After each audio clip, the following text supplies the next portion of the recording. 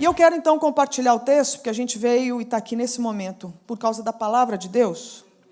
Eu queria que você abrisse a sua Bíblia em Atos 1. Nós vamos ver, se eu não estiver enganada, se tudo correr bem, vários versículos. Então tenta concentrar, que o Senhor te ajude a trazer os pensamentos cativos em obediência a Ele. Tá? Para que você não disperse, e eu vou tentar ser bastante objetiva.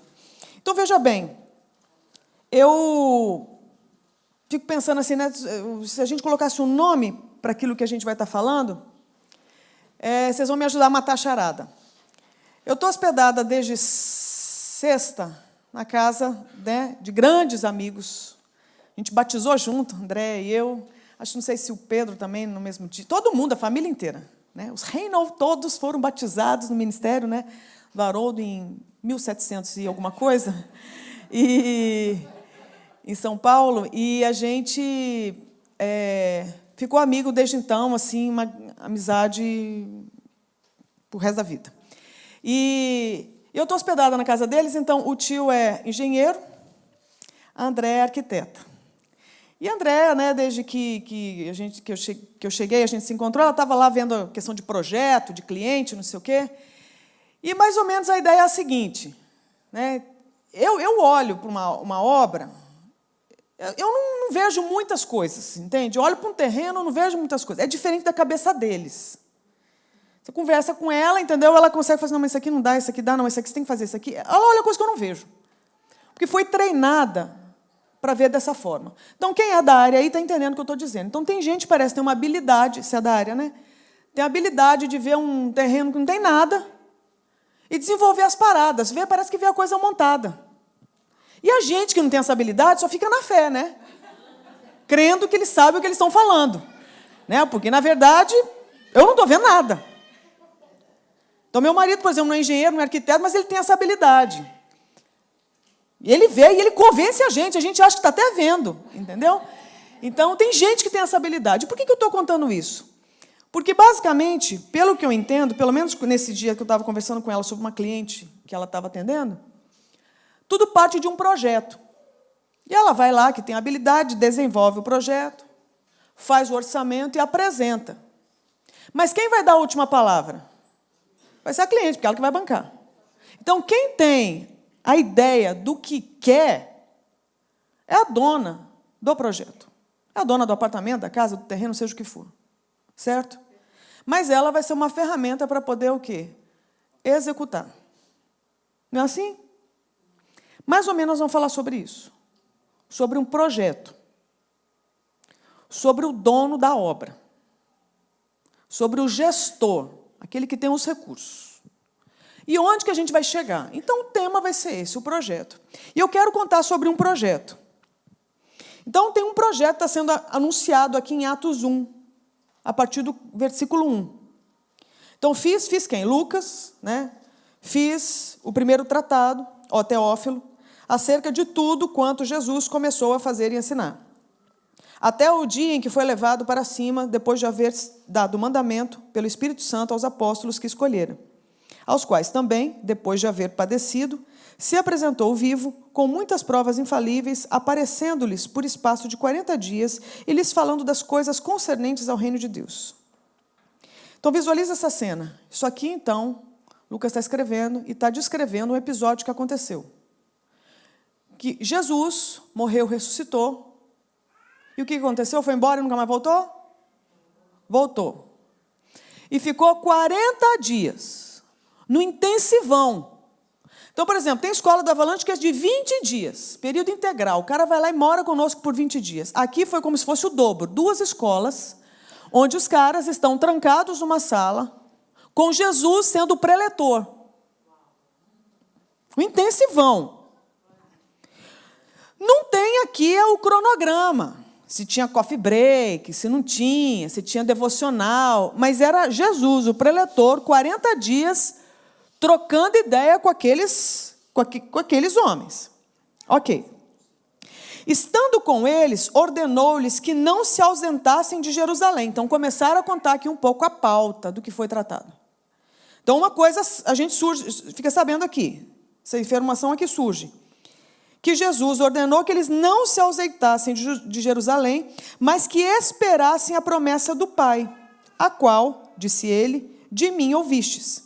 Porque, na verdade, João batizou em água, mas vós sereis batizados no Espírito Santo dentro de poucos dias. Isso aqui é a fala de Jesus. Vocês segurem a onda aí, não saiam da cidade. Por quê? Porque vai haver o cumprimento de uma promessa. Então, aquele povo que conhecia a lei e que tinha caminhado com Cristo, estava entendendo as paradas. Quem não conhecia a lei não entendia nada. Que promessa? Do que está falando? Mas ele estava falando, Jesus estava falando para quem conhecia essa promessa. Então, foi feita uma promessa no passado. E aí, é falado aqui o seguinte, versículo 8. Mas recebereis poder ao descer sobre vós o Espírito Santo, e ser-me-eis testemunhas, tanto em Jerusalém, como em toda a Judeia e Samaria, e até os confins da terra. Aqui começa a introdução do projeto. O plano é esse. Houve uma promessa lá atrás. Ela vai ser cumprida agora. O plano não vai dar certo se vocês queimarem essa etapa. Então, precisa acontecer o cumprimento dessa promessa para que o projeto seja executado. E o projeto qual é? Que vocês sejam minhas testemunhas a partir daqui até onde? Lá em casa? Seus amigos? Não, até os confins da terra. Até a família dos outros. Até os outros que não tem nada a ver com você, porque é confim da terra. É muita gente que a gente não conhece. Eles nem sabiam o que era confins da terra. Foram descobrir mais terra depois. Então, esse projeto ele só vai o quê? Aumentando. Mas o povo entendeu que primeiro tem que acontecer o quê? O cumprimento da promessa para daí o plano ser cumprido, o projeto ser executado. Versículo 9. Tendo ele dito estas coisas, o que aconteceu? O desesperador foi levado para cima, enquanto eles olhavam. E uma nuvem o recebeu, ocultando-o a seus olhos. Estando eles com os olhos fitos no céu, enquanto ele subia, eis que junto deles apareceram 2 varões vestidos de branco, os quais lhes disseram: varões galileus, por que ficais aí olhando para o céu? Esse Jesus que dentre vós foi elevado para o céu, há de vir assim como para o céu o vistes ir. Então, voltaram para Jerusalém, do monte chamado das Oliveiras, que está perto de Jerusalém, a distância da jornada de um sábado. Então, pensa nisso. Ficaram 40 dias imersos com Jesus. Jesus já tinha caminhado com eles por anos. Jesus foi condenado, Jesus morreu, ressuscitou, apareceu, 40 dias com os caras. De repente, Jesus fala, vai ter o cumprimento da promessa. Essa promessa vocês ouviram lá atrás, quando vocês eram crianças e ouviram na sinagoga e tal. Essa promessa vai ser cumprida. Se ela não for cumprida, não vai dar para executar o projeto. Então, espera cumprir. E a promessa é, vocês vão receber poder do alto. Aí vocês vão conseguir ser minhas testemunhas a partir daqui até os confins da terra. Porque esse é o plano. Quando acabou de falar que provavelmente os caras estão ali. Tá, e agora? Jesus vaza. Sobe, eles estão lá assim, ó. Partiu, né? Partiu, destra de Deus. Partiu. Foi. E os caras ficaram como? E agora? E agora? Imagina a sensação desses homens, que ficaram 40 dias com Jesus, depois de terem caminhado com ele, e de repente Jesus some. Deus é tão bom que mandou 2 anjos, que apareceram e falaram assim, acorda, filho. Volta para cá, acorda. O que vocês estão olhando? E os caras ficaram assim. E agora? E aí, Olha que interessante. Então, voltaram para Jerusalém. Então, volta para a terra. Volta para cá. Porque Jesus foi, mas vocês não. Mas ele deixou um plano. Então, agora o que você faz? Desespera? Corta pulso? Chuta o pau da barraca? Volta para o Egito? Executa o plano. E o que eles tinham? Eles tinham o primeiro passo a dar. E eles deram. Então, voltaram para Jerusalém, do monte chamado das Oliveiras, que está perto de Jerusalém, à distância da jornada de um sábado. E entrando, subiram ao cenáculo, onde permaneciam Pedro e João, Tiago e André, Filipe e Tomé, Bartolomeu e Mateus, Tiago, filho de Alfeu, Simão, o Zelote, e Judas, filho de Tiago. Todos esses perseveraram unanimemente em oração, com as mulheres e Maria, mãe de Jesus, e com os irmãos dele. Então, visualiza isso. Não sei direito qual que é o primeiro passo, mas ele deixou uma direção. Na dúvida, o que a gente faz? Se reúne como igreja e ora. Primeiro passo, sabedoria. Olha que legal, porque eles foram sábios em quem procurar, né? Porque eles poderiam ter procurado conselho em quem? Qualquer fonte. Mas eles foram procurar os irmãos, que tinham a mesma fé. Então, eles estavam debaixo do mesmo jugo. Jugo, pensa no boi. Tudo alinhado. Porque eles vão entender. O que eles resolveram? A gente não sabe muito, mas o que a gente tem no momento? É oração. Então, o que a gente faz? A gente ora. E é interessante, porque naqueles dias, versículo 15, levantou-se Pedro no meio dos irmãos, sendo o número de pessoas ali reunidas cerca de 120, e disse: irmãos, convinha que se cumprisse a Escritura, que o Espírito Santo predisse pela boca de Davi, acerca de Judas, que foi o guia daqueles que prenderam a Jesus, pois ele era contado entre nós e teve parte neste ministério. Pular aqui um pouco, versículo 20. Porquanto no livro de Salmos está escrito: fique deserta a sua habitação e não haja quem nela habite, e tome outro o seu ministério.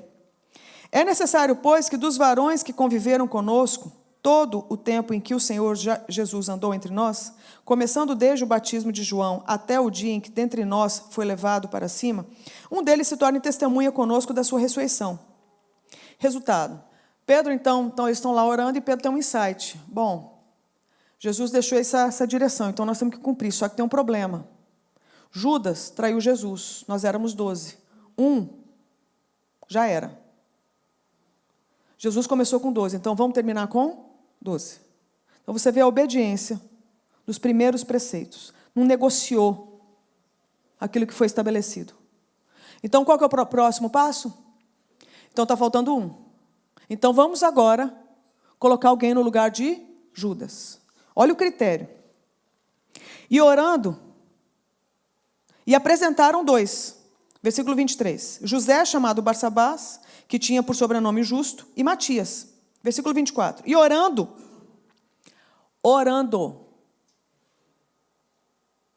Então, quando o assunto é obra de Deus, tem que ser feito debaixo de quê?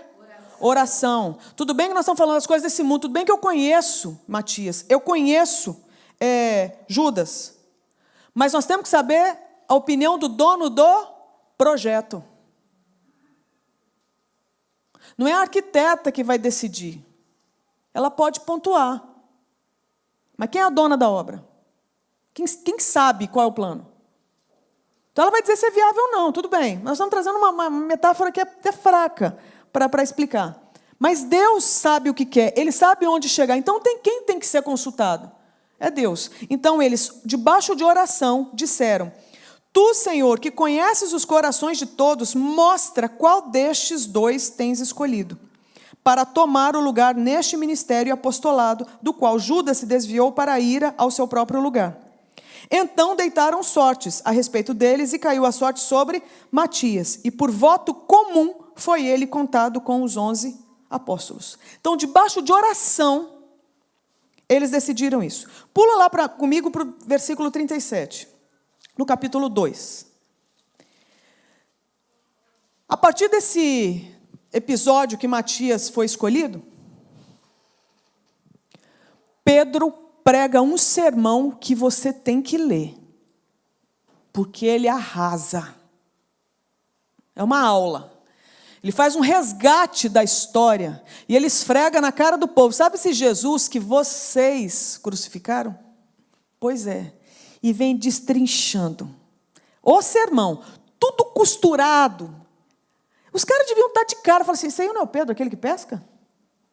Um Zé Mané? Como assim? E ele, cheio do poder, prega esse sermão, que olha o resultado no versículo 37 do capítulo 2. E ouvindo eles isto, compungiram-se em seu coração e perguntaram a Pedro e aos demais apóstolos: que faremos, irmãos? Gente, isso aqui é o cúmulo da convicção. Quando você vê aquele monte de homem cheio de si, ouvir um sermão que um pescador pregou, virar no final e falar assim: cara, e agora? O que a gente vai fazer? Porque é isso aí que ele falou sobre nós. E aí Pedro dá a resposta: arrependei-vos e cada um de vós seja batizado em nome de Jesus Cristo para a remissão de vossos pecados e recebereis o dom do Espírito Santo. Porque a promessa vos pertence a vós, a vossos filhos e a todos os que estão longe, a quantos o Senhor nosso Deus chamar. E com muitas outras palavras dava testemunho e os exortava, dizendo: salvai-vos desta geração perversa. De sorte que foram batizados os que receberam a sua palavra, e naquele dia agregaram-se quase 3.000 almas, e perseveravam na doutrina dos apóstolos e na comunhão, no partir do pão e nas orações. Aqui a gente recebe os próximos passos. Então, veja bem, mudou muito o cenário do que eles viveram, do que a gente está vivendo hoje? Você está vendo Jesus aqui? Nós estamos hoje elegendo um futuro presidente para o país. Você tem ideia de tanta expectativa está sendo colocada num desses dois que vai ganhar? Tem gente já se articulando para a próxima eleição. E o tanto de gente está achando que é isso aí que vai resolver, acorda. O dono da obra não é um nem outro. É o Senhor. É Ele. É Deus que sustenta tudo. Agora, os homens estão em posição de autoridade, que inclusive foi um princípio criado por Deus, e deveriam representá-lo com fidelidade, para trazer bênção ou juízo. Certo? Ou é bênção, ou é vara no lombo. Então nós não sabemos o que virá. O que a gente sabe é que, independente do que vier, Deus continua sendo Deus. O dono da obra é dele.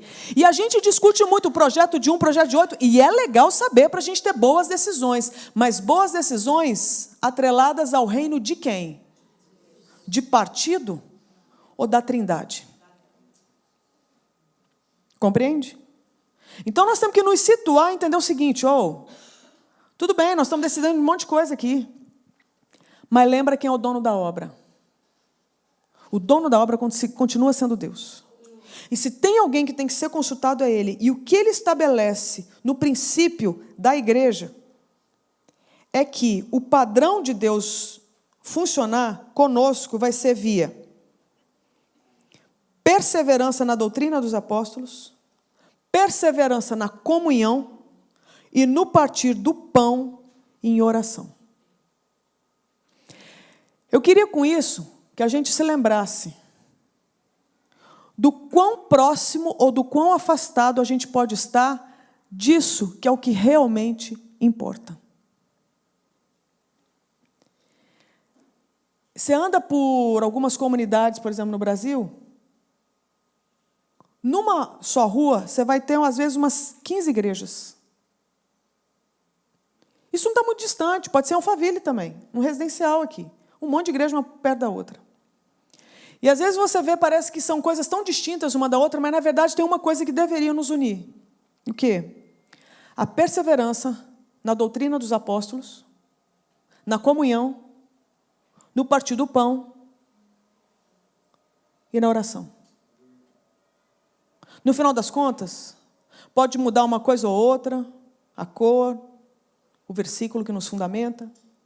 Muitos detalhes vão ser diferentes.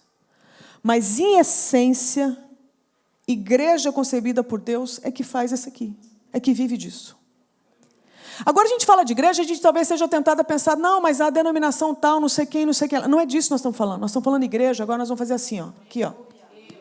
Eu. Então, quem é para perseverar na doutrina dos apóstolos? Eu. Quem é para perseverar na comunhão? Eu. Quem é para perseverar no partir do pão? Eu. Quem é para perseverar em oração? Eu. Esse mau hábito que a gente inventou de falar da igreja, falar deles, não é bíblico. Porque a igreja, quando Deus olha, é o povo de Deus. E o povo de Deus sou eu e você. Então a pergunta é, eu bebo da doutrina dos apóstolos? Ou eu não me importo mais? Eu comungo, eu caminho com os irmãos, ou eu não me importo mais? Eu participo do partir do pão, que é um símbolo, um memorial da obra de Cristo e nos cura, ou não faço mais? Eu ainda oro? Ou eu não preciso mais? Então, muito é falado e muitas expectativas a gente coloca em torno de um monte de coisa, gente. E o tanto de energia que a gente gasta. E para correr atrás de altas coisas boas. Mas no poder de quem? Às vezes do meu braço. Do meu currículo. Porque eu tenho, porque se eu fizer... E é como se eu deixasse de ser arquiteta ou engenheira e me tornasse o quê? A dona da obra. Eu não sou. Não preciso ser. Eu posso descansar na soberania dele. Entendendo que ele sabe o fim. Do mesmo jeito que ele sabe o começo. E ele é o consumador de todas as coisas. Agora eu posso estar bem encaixada. E aí, inclusive, eu vivo melhor. Porque eu nasci para isso.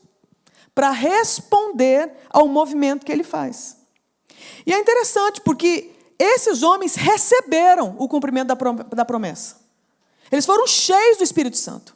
Não foram? A gente lê que em seguida eles são visitados pelo Espírito. E aí eu te pergunto, o que esse Espírito fez?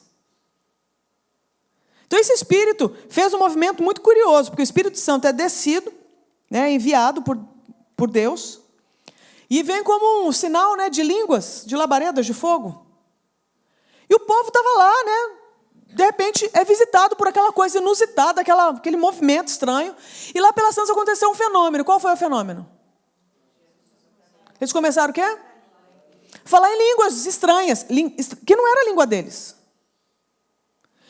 Aí você olha e fala assim, nossa, que louco, né? Mas tudo bem, acontece direto. Mas o problema não é esse. Aconteceu uma coisa mais curiosa ainda. Que não era falar em língua estranha. Era falar em língua que estrangeiros entendiam. Então não é que Deus bagunçou. É o contrário. Deus cumpriu naquele momento o que ele havia anunciado. Que essa palavra chegaria até os confins da terra. E ali ele me deu uma maquete. Vai ser assim. Então naquele mesmo lugar como esse, eles receberam um monte de idioma estranho. E começaram a falar. E quem estava passando falou assim, não estou entendendo, eles estão falando a minha língua. Estão falando no meu dialeto.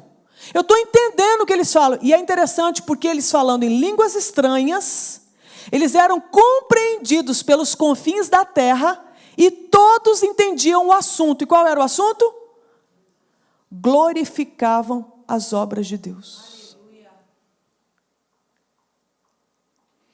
Você acha que Deus tem noção do que Ele está fazendo ou não? Quem não tem é a gente. Então esse é o plano. Vou começar a mostrar para vocês. Aí você fala, nossa, eu quero, André, eu quero ter esse poder. Eu quero o poder que vem do alto. E eu acho interessante porque o primeiro texto que Jesus abre numa sinagoga, você lembra qual texto foi? Abre lá Isaías 61. Fala exatamente sobre o Espírito. E aí agora Jesus, então, veja bem, está tudo ligado. Porque agora a igreja recebe o Espírito, a igreja então recebe o poder que vem do alto, a igreja agora é compreendida pelos confins da terra, porque tem estrangeiro de tudo quanto é lugar do mundo ali, ouvindo, e tudo que eles ouvem, eles entendem, e aquilo aponta para as maravilhas de Deus. Deus está sendo glorificado e eles estão entendendo. Olha que perigo, eles estão entendendo. Então os confins da terra estão sendo visitados como se fossem sementes. E olha que interessante, Jesus já tinha explicado qual era a função desse Espírito, para ninguém empinar o nariz e ficar se achando.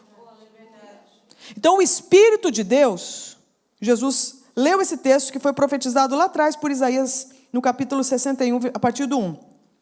O Espírito do Senhor Deus está sobre mim, porque o Senhor me ungiu. Ponto final. Tem ponto final aí? Olha que interessante, não tem um ponto final. Porque agora, Isaías e agora Jesus nos explicam. O Espírito Santo desceu sobre vocês, sim. Para o quê? Para pregar boas novas aos mansos. Enviou-me a restaurar os contritos de coração, a proclamar liberdade aos cativos e a abertura de prisão aos presos, a apregoar o ano aceitável do Senhor e o dia da vingança do nosso Deus, a consolar todos os tristes, a ordenar acerca dos que choram em Sião, que se lhes dê uma grinalda em vez de cinzas, óleo de gozo em vez de pranto, vestidos de louvor em vez de espírito angustiado, a fim de que se chamem árvores de justiça, plantação do Senhor, para que ele seja glorificado. E eles edificarão as antigas ruínas, levantarão as desolações de outrora e restaurarão as cidades assoladas, as desolações de muitas gerações. E haverá estrangeiros que apacentarão os vossos rebanhos, e estranhos serão os vossos lavradores e os vossos vinheiros. Mas vós sereis chamados sacerdotes do Senhor, e vos chamarão ministros de nosso Deus. Comereis as riquezas das nações, e na sua glória vos gloriareis. Em lugar da vossa vergonha, haveis de ter dupla honra, e em lugar de opróbrio, exultareis na vossa porção. Por isso, na sua terra possuirão o dobro, e terão perpétua alegria. Pois eu, o Senhor, amo o juízo, aborreço o roubo e toda injustiça. Fielmente lhes darei sua recompensa, e farei com eles um pacto eterno. E a sua posteridade será conhecida entre as nações, e os seus descendentes no meio dos povos. Todos quantos os virem, os reconhecerão como descendência bendita do Senhor. Então o Espírito Santo de Deus é enviado por Deus para. E eu te pergunto, resumindo esse texto todo de Isaías 61, o Espírito de Deus é enviado para mim? Para mim? A meu serviço? É para o outro. Aí a gente ouve isso e fala assim, amém, glória a Deus, nós temos que então servir o outro. E aí esbarra num enorme problema. Como é que você serve o outro nesses dias? Aí o que eu tenho notado? Uma certa desorientação, nossa, enquanto povo de Deus, de não saber. Então qual é o papel da igreja? Então o papel da igreja é abrir casa de recuperação? O papel da igreja é enviar missionários? O papel da igreja é falar de política? O papel da igreja qual é? E aí você vai ver, inclusive, muita igreja até se perdendo no seu papel. E ela vai ficando, inclusive, mais ecumênica. Vai ficando quase laica.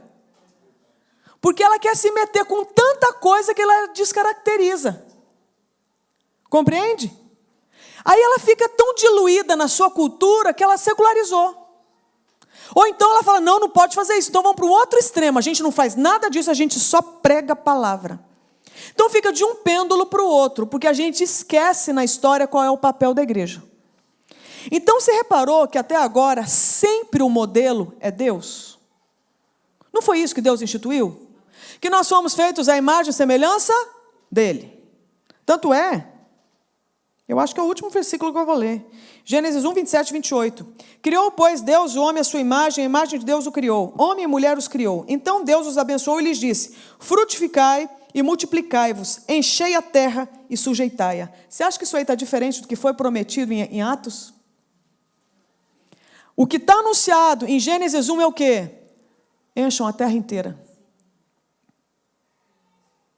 Do quê? Da minha imagem, da minha semelhança. Ele está falando para um casal que não conhecia o pecado ainda. Ele está falando para um casal que tinha acabado de caminhar com Deus no jardim. Ele tinha falado para um casal que estava com a imago Dei, a imagem de Deus fresca, com um coração limpo, sem pecado. E Deus falou: eu quero que vocês cheguem até os confins da terra e mostrem para a terra como ela tem que funcionar. Qual é o modelo? O que você viu que eu fiz aqui no Éden. Esse é o projeto. Leva o Éden para a terra inteira. Esse é o plano. Está tudo ligado.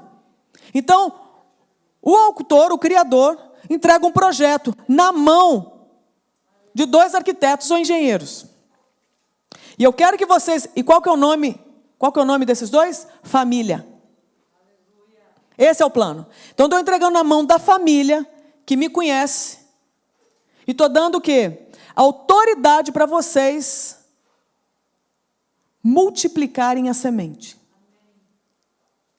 Então, através, inclusive, da relação sexual de vocês, vai haver mais o quê?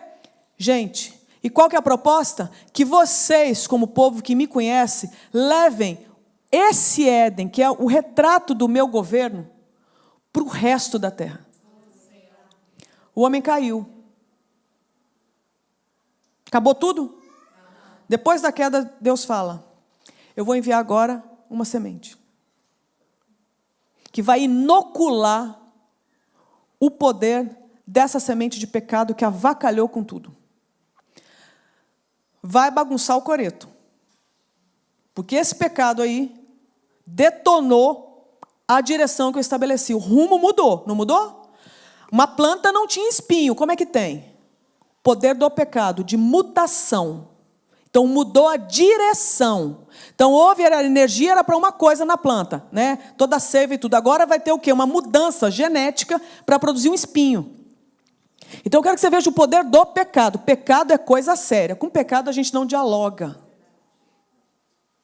Com pecado não se dialoga. Porque pecado mudou a direção do que Deus estruturou. Então é coisa grave. Tão grave que Deus falou: eu vou ter que mandar agora uma semente para inocular. Ela vai nascer da mulher. E quando ela nascer, ela vai esmagar a cabeça da serpente. Mas ela vai ser ferida. Mas ela vai cumprir.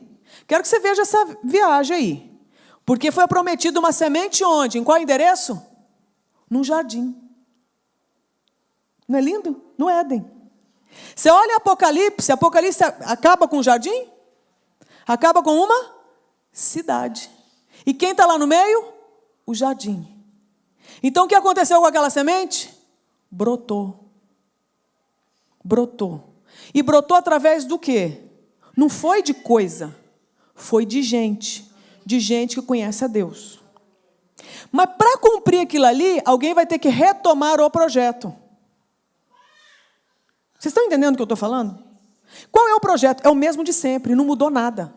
O projeto é pegar aquilo que você vê em Gênesis, no Éden, antes da queda, e levar para o resto da terra. Só que com o pecado bagunçou. Não tem só cristão agora. Então Deus reuniu os cristãos num grupo, chamado o quê? Igreja. Por quê? Porque a terra está cheia de gente que não conhece a Deus. Então Deus separou. Tanto é que o significado de igreja qual é? Os chamados para fora desse bolo, desse balaio de gato que está todo contaminado pela queda. Então a semente chega e faz um corte, uma espada que separa. E separa quem é de Deus, porque já conhece a Deus, e quem não é ainda. Ainda. Amém? Então não é. Então junta esse povo. Quem é esse povo? É a igreja. Então quem que é a igreja? Esse povo todo que entendeu a missão da semente, quem é a semente.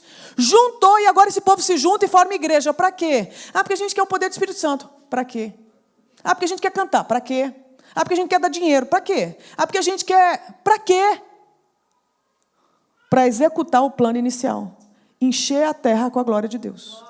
Então, qual é o papel da igreja? Qual é o papel? Aí você fala assim, então qual é o modelo? Porque tem igrejas e igrejas. Sempre o modelo é Cristo. E na história toda, do Velho Testamento ao Novo, você vai ver Deus fazer alguns movimentos. Então vamos lá, até o Velho Testamento. O que você vê Deus levantar? Rei, profeta e sacerdote. Tinha alguém que conseguiu cumprir os três? Não. E quando tentava, dava treta. Era cada um na sua, cada um no seu quadrado. O Velho Testamento inteiro você vai ver. Você é rei, você é profeta e você é sacerdote. Certo? Cada um tinha uma função específica, não tinha? Tinha, não tinha? Aí você vai ver o quê? Jesus inaugura ali a nova aliança. Qual que é o ofício, então, que Jesus cumpre? Rei dos reis. Profeta e sacerdote. O único que reuniu os três ofícios em si foi Cristo. Só que Jesus morre e ressuscita. Deixa no seu lugar a igreja. Vamos ver se a gente entendeu. Para cumprir qual ofício? Rei, profeta e sacerdote. Aí fica a dúvida. Nós vamos reinar? A gente é sacerdote? A gente vai profetizar? O que é isso? Então vamos agora resumir para sair do misticismo. O que o rei faz? Protege. Se você observar qual que era a função do rei, era proteger o seu povo. O que Jesus falou? Olhou para Jerusalém e falou assim: ah, Jerusalém. Né? Se eu pudesse, ele trouxe a figura do quê? De uma galinha e dos seus pintinhos. Que ia falar, eu ia matar os meus pintinhos? Não, eu ia o quê? Reunir debaixo das minhas asas. Ali é o coração do rei, querendo proteger o seu povo. Porque o Senhor é como os montes de Sião. Não é? Então é a figura do quê? Montes. Protege, cerca. Ele é o meu escudo, uma torre alta, uma torre forte. É o papel do quê? Do rei, aquele que protege. O rei dos reis. Você olha para um leão na selva, ele é o rei. Quem protege? Dá um rugido daquele, dá calafrio. É ou não é? Porque protege, é o símbolo da proteção. Então, qual é o papel da igreja? Proteger. Tem que proteger as famílias. Tem que proteger as crianças. Tem que proteger os adolescentes. Tem que proteger os casais, os homens, as mulheres, os idosos. Tem que proteger os pobres, as viúvas, os órfãos, os estrangeiros. Tem que proteger o meio ambiente. É proteger, esse é o papel da igreja, é proteger. Aí você fala, é a igreja lá? Não, a igreja eu tenho que proteger. Mas vou proteger o quê? O que eu posso proteger? O que está ao meu redor? Então eu posso proteger a criação da degradação ambiental? Posso. Eu posso proteger uma criança de ser abusada? Posso. Posso proteger uma idosa que está tentando atravessar e não tem segurança? Posso. Então, proteger no quê? Naquilo que está ao seu alcance. Não viaja, não. O problema é o quê? Você ser igreja para proteger e não proteger. Você é um rei fraco. Alguém vai padecer. Só que o trabalho não é só proteger. Porque nós temos a função de profeta. E o profeta é o quê? Então não é aquela coisa só anunciar o que virá. O profeta tem uma função: ensino. Profeta ensina. Profeta, pega lá Jonas. Jonas tinha que chegar em Nínive e dar uma mensagem. Qual? Vocês estão tão loucos que vocês não discernem uma mão de outra. Jonas está ensinando. Tudo bem que ele não estava querendo dar lição. Ele ficou com raiva de ter que dar essa lição. Mas peguei exatamente o modelo de Jonas, porque Jonas tinha que ensinar para Nínive que Nínive estava toda errada e estava pecando tanto que subia um fedor de pecado no nariz de Deus. E Deus falou, está fedendo tanto que eu vou mandar julgamento. Vai lá e avisa. Jonas gostou da ideia? Não, porque Jonas sabia. Se eu ensinar, esse povo vai talvez quebrantar. E o Senhor, do jeito que eu já te conheço, vai perdoar. E eu não acho justo. Ainda tem isso. Quando o profeta tenta o quê? Ensinar a Deus. Vou orar pelo Senhor.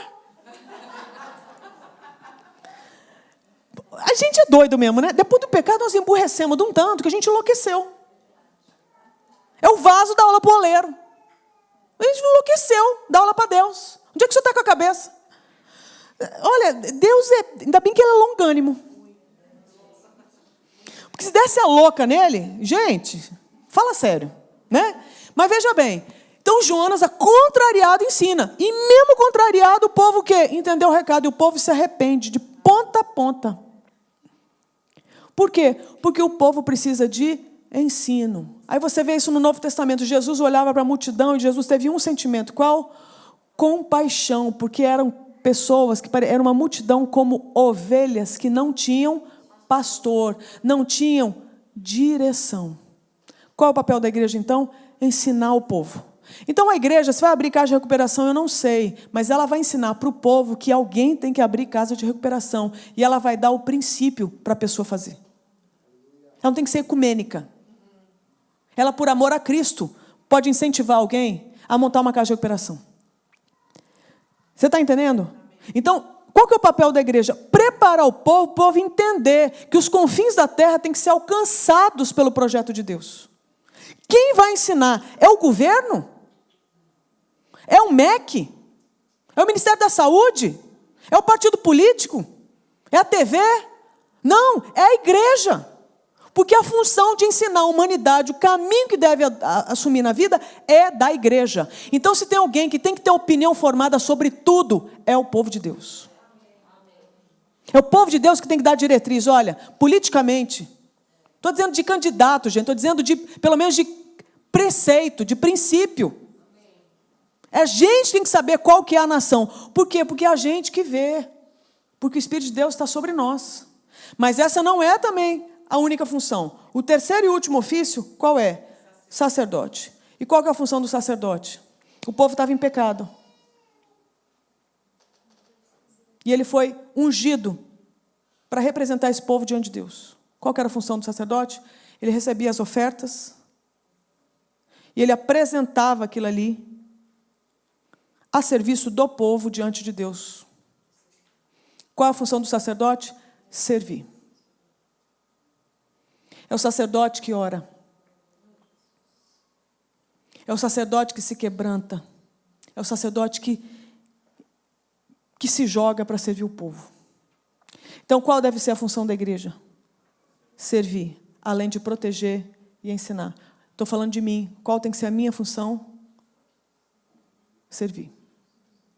Então, não é falar do outro que tem que servir. Sou eu. Então, qual deve ser o meu modelo de vida como cristão hoje, 2018, às vésperas da gente saber quem vai ser presidente? Eu vou jogar tudo nas costas de quem foi eleito? Eles não têm competência nem luz para isso. Porque a mente de Cristo foi dada para o povo de Deus. E eu não posso colocar sobre ele uma carga que ele não tem condição de oferecer, porque isso é atributo meu. Eu vou colocar então em quem? Vou colocar agora na escola. Vou colocar agora no exército. Não, cada um vai ter o seu papel, mas nós reunimos aqui o papel de servirmos, ensinarmos e protegermos. Isso coletivamente e individualmente. A pergunta é, queremos?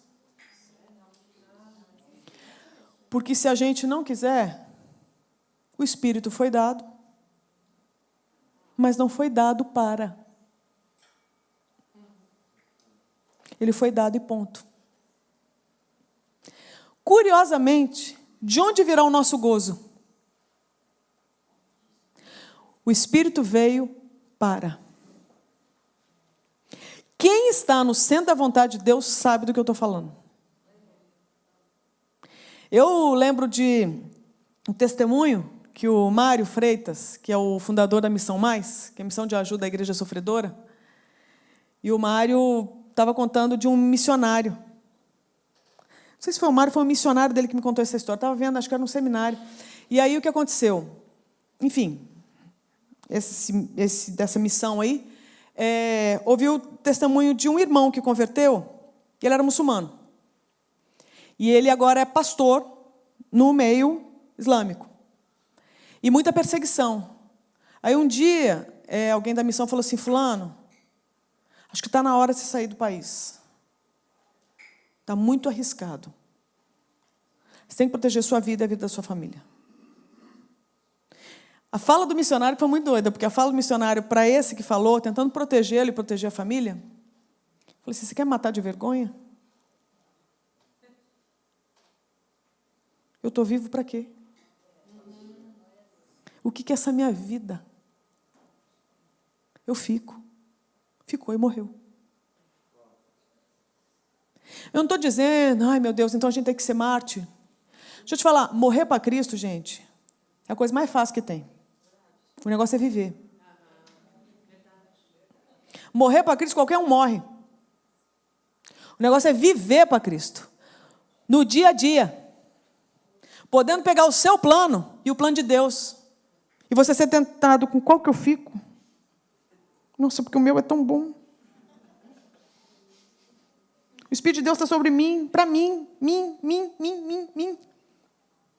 Então, eu queria que a gente colocasse isso diante de Deus, que Deus expusesse o nosso coração. E, de repente, a gente pode ser surpreendido e falar assim, Deus, eu não dou conta. O que você acabou de ter convicção? Do seu ídolo. Deus acabou de te convencer que você é um idólatra.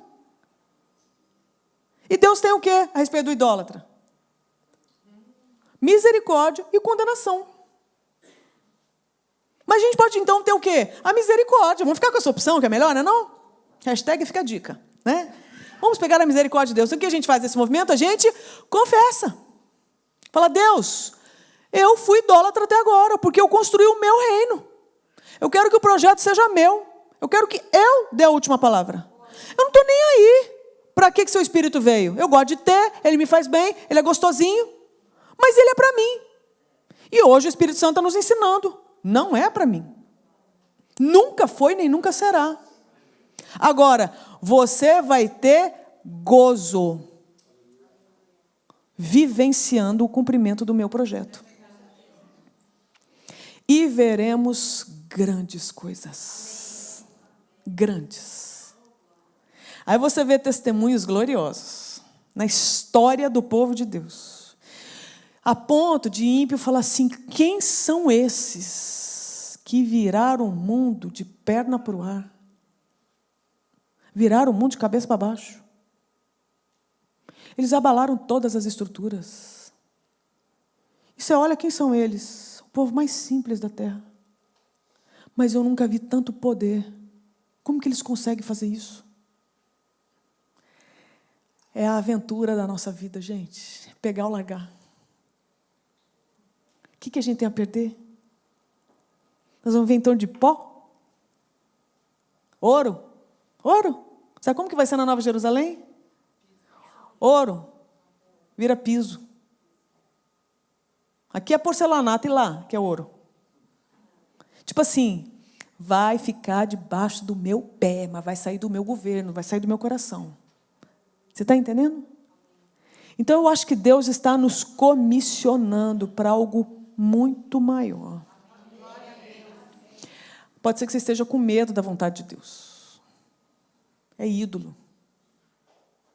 Nós estamos falando de Deus que é amor, que é Pai, bom pastor, príncipe da paz, maravilhoso conselheiro, autor e consumador da nossa fé, caminho, verdade e vida, pão da vida.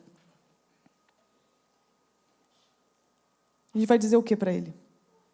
Eu vou orar para ver se é de Deus te obedecer?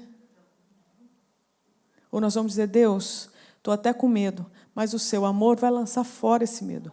E o que eu quero agora é te obedecer. Vamos terminar então orando? Eu queria que você tivesse esse tempinho para falar com Jesus. Porque ele nos apresentou aqui o privilégio da gente se identificar com os ofícios dele. Quando a gente não sabe, é uma coisa. Agora, quando a gente sabe, é outra. Porque muito é dado, então muito é cobrado também. Então, a gente ouviu a palavra dele. Ele está nos falando, eu quero envolver vocês como reis, sacerdotes e profetas. Eu quero concluir o projeto que eu lancei lá no começo. De chegar em toda a terra, implantar o Éden. E eu escolhi usar vocês. E aí, nesse meio tempo, surgem os ídolos no nosso coração, que tentam prender a gente nesse mundo. E é gostoso ser idólatra. E a gente pode agora chegar e falar: Deus, eu tenho adorado alguns ídolos, mas eu me arrependo, eu me envergonho disso. Eu quero me retratar diante do Senhor. O tempo que me resta nessa terra, eu quero cumprir os ofícios que o Senhor deixou para mim como igreja.